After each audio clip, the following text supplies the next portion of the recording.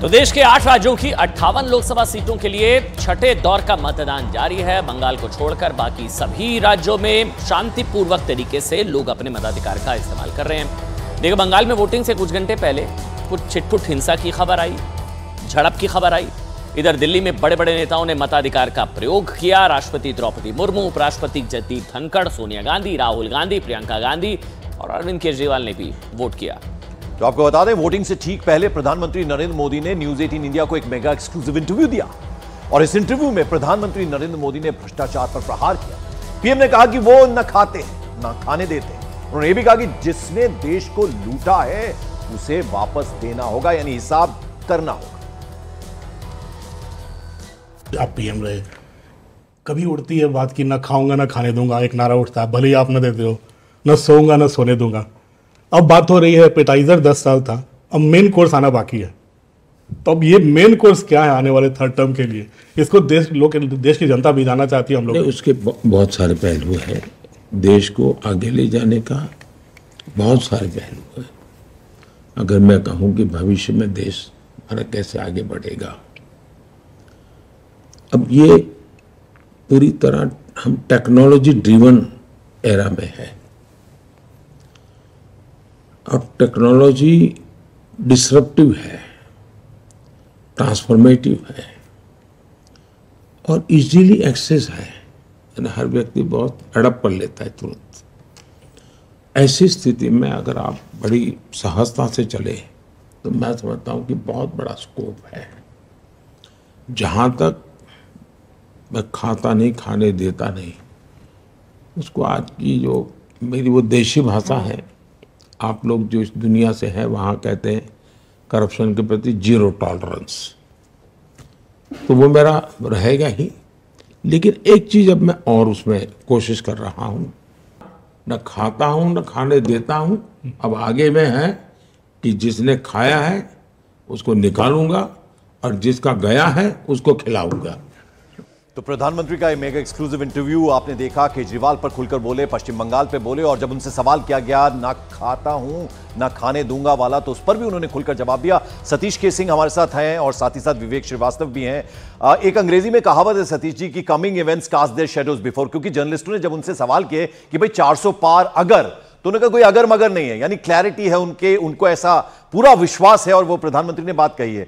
तो इस बार उन्होंने एक तरह से कह दिया है कि अगर दोबारा वापसी होती है तो फिर न खाऊंगा न खाने दूंगा को आगे बढ़ा दिया उन्होंने। देखिए, भ्रष्टाचार उन्मूलन में अगर कोई भी सरकार आए और वो मतलब सबके लिए बराबर ढंग से उसके लिए खिलाफ काम करे, तो मैं उस सरकार का सबसे बड़ा प्रशंसक हूँगा। आप बात समझिए इस चीज़ को। जब दोहरे मापदंड हो जाएं, और चुनाव में क्या हो रहा है इस बार, वॉशिंग पाउडर का एक प्रचार चल रहा है, या ऐसा क्यों नौबत आ रही है? अगर एक तरफा अगर भ्रष्टाचारियों के खिलाफ तमाम कोई पार्टी का रहे उसके खिलाफ कार्रवाई होती है, तो प्रामाणिकता इसकी उन्मूलन का बहुत ज्यादा बढ़ता है। मैं मानता हूं कि प्रधानमंत्री जी पर निजी रूप से कोई आरोप नहीं लगा, ये बात सही है, लेकिन जो उनके ऊपर जो आरोप लगाए गए हैं, जो विपक्षी लगाते हैं, जो मैं सुनता हूं, वो है कि मतलब दूसरे ढंग के, कि ये पॉलिसी में ये इस ढंग से किसी समर्थन करना, ये करना। आपको एक बात बताऊं, मैं बताता हूं, ये मैं चुनाव, ये वोटिंग, इंटरव्यू से इतर जा रहा हूं।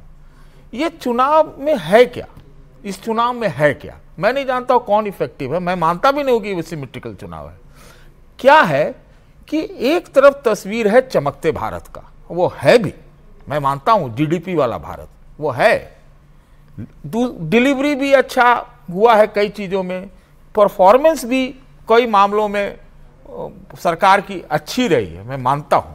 लेकिन दूसरी तरफ है कि जो नई ये जो इकोनॉमिक मॉडल है, उसमें एक तो सच्चाई ये भी है ना कि 80-85 करोड़ लोगों को 5 किलो का राशन देना पड़ रहा है मुफ्त में, ये भी तो सच्चाई है ना। तो सर ऑपोजिशन 10 किलो दे रहा है। नहीं, अरे तो दे रहा, तो मैं अपोजिशन और दोनों को एक ही बात बोल रहा हूं ना। आप काहे उस पर लह गए? तो काहे मतलब सर, वहां 5 किलो तो वहां 10 किलो देने की बात गलत है ये। सुनिए, प्रधानमंत्री जी खुद कहा करते थे कि ये फ्रीबी की पॉलिटिक्स नहीं चल सकती, लेकिन स्थितियां ऐसी हैं कि जो नीतियां हैं उसमें क्या है कि युवाओं के लिए, रोजगार के लिए, गरीबी के लिए एक नीतियों में परिवर्तन करना पड़ेगा। इससे किसी का कोई इंकार नहीं। कैसे होगा सतीश जी, कैसे होगा? देखते एक ये तो आप ये मेरा भी काम बताइए देखिए, कि देश हो, दुनिया हो, हमने देखा है मोदी क्यों करता है देश। देखिए अरे भाई, उसके कई कारण हो सकते हैं। कैसे होगा, लेकिन हम नहीं जानते कैसे होगा। मैं बता भी सकता हूं कैसे होगा, लेकिन वो लेकिन सुनिए, करना पड़ेगा, ये बहुत सत्य है। 80 करोड़ लोगों को 5 किलो राशन जो दिया जा रहा है वो ठीक नहीं है। नहीं, मैं नहीं कह रहा हूं, बिल्कुल उचित है। मैं बता रहा हूं आपको। एक व्यक्ति मुझे कल मिले, बड़ा या चुनाव के दिन, मैं तो इसको बोलना भी नहीं समझता हूं कि आज वोटिंग है, कि एक व्यक्ति कल मुझे मिले, कहे कि मैं 5 किलो मुफ्त का राशन क्या 11 किलो 1100 के सिलेंडर पर पकाऊंगा क्या? अब इसका जवाब आपको है? मेरे पास समय को उत्तर नहीं था मेरे पास। बात यह है कि आपको आर्थिक सामाजिक नीतियों में परिवर्तन करना पड़ेगा। कौन कह सकता है कि प्रधानमंत्री जी ने जब एलपीजी का लाया था नीति या टॉयलेट की नीति था, उसके खिलाफ कौन हो सकता है? सतीश जी, प्रॉब्लम बता रहे हैं आप, सॉल्यूशन भी तो होगा ना आपके दिमाग में। जब आपको मेरे पास सॉल्यूशन है, मेरे पास सॉल्यूशन है, लेकिन ये 1 मिनट में आपके टीवी चैनल पर उसका सॉल्यूशन नहीं हो सकता। नहीं हो सकता, झूठ बोलूंगा अगर बोलूंगा। अच्छा, विवेक जी शायद सॉल्यूशन दे रहे हैं। विवेक नहीं, जी, देखिए, पहले मैं एजेंडा में कह सकता हूं ये जरूरी है। नहीं, ये जो कह रहे हैं सतीश जी, ये बिल्कुल ठीक है। ये 1100 का सिलेंडर और उसके ऊपर 5 किलो का राशन कैसे पकाऊंगा, बहुत बड़ी समस्या है देश में। और देखिए, प्राइम मिनिस्टर नर्वस है, ये बड़ी क्लियर सी बात है। उस इंटरव्यू को देख करके भी मुझे लगा नर्वस है। 50 से ज्यादा इंटरव्यू दे चुके हैं और मेनली आप ही के चैनल पहले को। तो शायद ये शिकायत नहीं होती थी सर की, पहले शायद ये शिकायत नहीं होती थी विवेक जी, 1 मिनट, कि वो सवालों के जवाब नहीं देते हैं, वो सवालों के जवाब नहीं देते हैं। अब वो शिकायत है कि अब इतना ज्यादा क्यों दे रहे हैं? नहीं, मैं बता रहा हूं, ज्यादा दे नहीं रहे वो सर, वो नर्वस हैं। अमन जी, आप हो गए, पंकज जी हो गए, आप लोग पॉपुलर फेसेस हैं, आपका चैनल मेहनत करता है, आप लोगों की अपनी एक व्यूअरशिप है, एंड यू आर ऑल्सो, आपके अपना एक व्यक्तित्व है। अब इतने नर्वस हैं कि अब इनको अमन चोपड़ा जी की, पंकज जी की, बाकी लोगों की अब एक जरूरत पड़ रही है। इलेक्शन के डे पे आ रहे हैं भाई, राहुल गांधी जी का भी इंटरव्यू लीजिए, आप दिखाइए, अरविंद केजरीवाल का भी आप दिखाइए। राहुल जी दे नहीं रहे हैं सर। हाँ, नहीं, that is what I am कहां दे रहे हैं राहुल? तो अरविंद केजरीवाल ने इंटरव्यू दिया अरुण को, राहुल गांधी का दिखाया, हमारे सहयोगी अरुण को इंटरव्यू दिया राहुल गांधी ने, हमने दिखाया, दिन भर दिखाया। वो इंटरव्यू नहीं था, वो 2 मिनट का ऐसे ही चलते फिरती था वो। हाँ, तो सर जब वो जो देंगे वही मिलेगा ना सर। तो नहीं दे रहे, ये नहीं कह सकता कि विवेक जी क्यों नहीं दे रहे, हम तो कर रहे हैं, सवाल देना चाहिए। अब मोदी जी थोड़ी ना दिलवाएंगे, राहुल जी को लेना भी चाहिए जी। वो मोदी जी थोड़ी ना दिलवाएंगे, राहुल गांधी इंटरव्यू नहीं दे रहे, ये मोदी जी की गलती कैसे होगी ना सर? अरे भैया, इस बीच आपको बता दें, न्यूज़ 18 राहुल की मेगा एक्सक्लूसिव इंटरव्यू में प्रधानमंत्री नरेंद्र मोदी ने विपक्ष को लेकर बड़ी बात कही। क्या बात कही? पीएम ने कहा कि पिछले 10 साल में अच्छे विपक्ष का अभाव रहा है। देश में बहुत है कि ऑपोजिशन स्ट्रांग नहीं है, मोदी जी के खिलाफ ऑपोजिशन स्ट्रांग नहीं हो पाया। इसका एक बड़ा कारण ये भी कि ऑपोजिशन के जो नेता हैं, जो कैंपेन लीड कर रहे हैं, एक तरह से राहुल गांधी हैं, 2 दशक से ज़्यादा राजनीति में है, पर एक कुछ लोगों का कहना है कि वो मैच्योर उतना नहीं हो पाए। और कुछ लोग ये भी कहते हैं कि शायद राहुल गांधी सबसे बड़ा एक एसेट है बीजेपी का, क्योंकि वो ऐसी अब बयान देते हैं कि आपको उससे और एमुनिशन मिलता है कांग्रेस को एक्सपोज करने के लिए। आपको लगता है राहुल गांधी की जो ये कमी है उसका देखिए, मैंने अभी तक आपके एक भी प्रश्न का जवाब किसी व्यक्ति के संदर्भ में नहीं दिया है। आपने व्यक्तियों का नाम लिया है, मैं उससे परे होकर के बात करूंगा, और मुझे वो अब मेरी मर्यादाओं का पता है। तो मैं किसी के नाम का अपने उल्लेख किया, इससे मुझे कोई लेना देना नहीं। मैं जनरल वे में आपको जवाब दूंगा।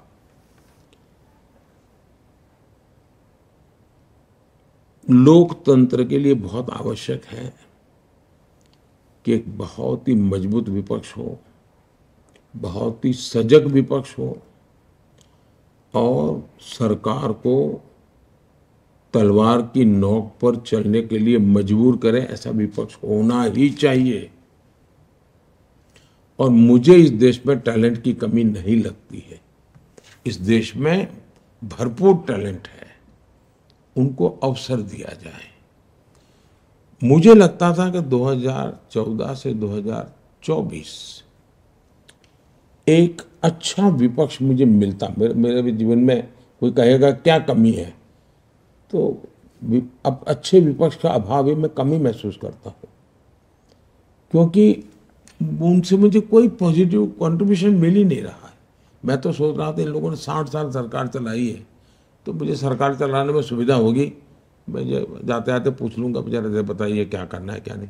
प्रणब मुखर्जी साहब थे तब तक मुझे थोड़ा बेनिफिट होता था, वो अपने अनुभव मुझसे शेयर करते थे, लेकिन बाकी मुझे वो बेनिफिट मिला ही नहीं। तो मुझे खुद को ही मेरी पार्टी के जो अनुभवी लोग थे उनसे जो मदद मिली उन्हीं से मुझे अपनी दुनिया खड़ी करनी पड़ी। और मुझे गुजरात का बड़ा मेरा अनुभव था, वो मेरे काम आया। विपक्ष किसी भी प्रकार से काम नहीं आया।